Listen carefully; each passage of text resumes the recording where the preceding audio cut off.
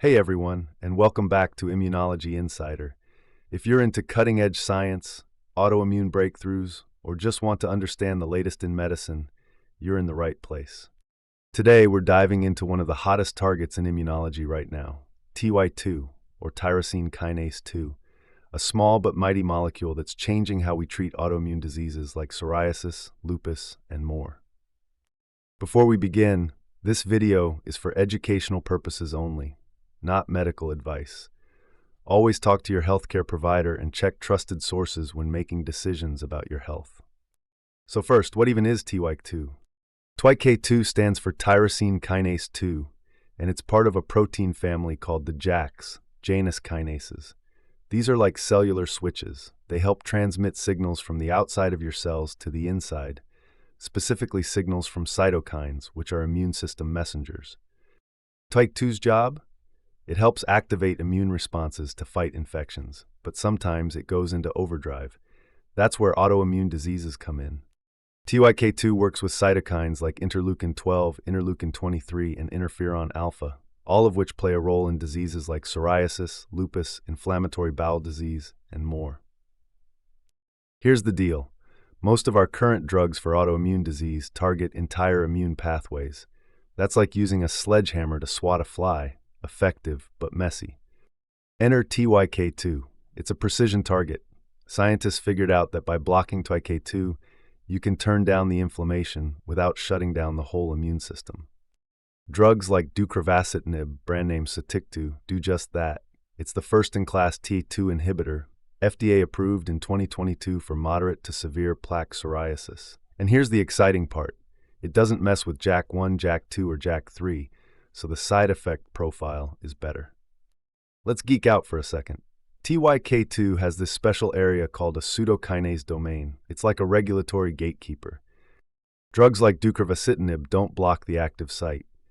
Instead, they bind to this gatekeeper and stop TYK2 from flipping the switch. This allosteric inhibition is like taking the batteries out of the remote control. The signal can't go anywhere. Right now, clinical trials are looking at TYK2 inhibitors in a bunch of diseases. Psoriatic, lupus, inflammatory bowel disease, Crohn's and ulcerative colitis, multiple sclerosis, and guess what? Animal studies show that mice without TYK2 are resistant to these autoimmune conditions.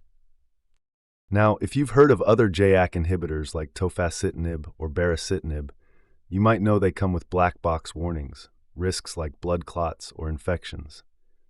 So far, TYK2 inhibitors don't seem to carry those same risks.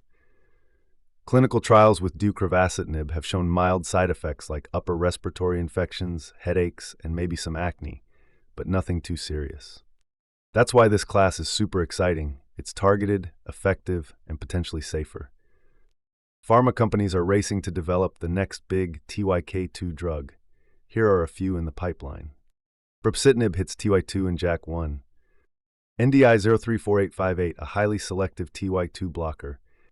PF06824647, Pfizer's entry into the TYK2 race. These drugs aim to strike the right balance, strong anti-inflammatory effects without the baggage of traditional immunosuppressants.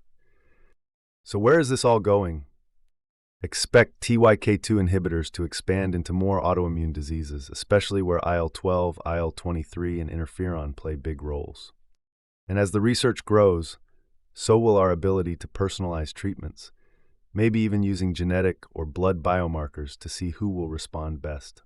To wrap it up, TYK2 is small but mighty. It's reshaping how we approach autoimmune disease with smarter, safer, and more targeted tools.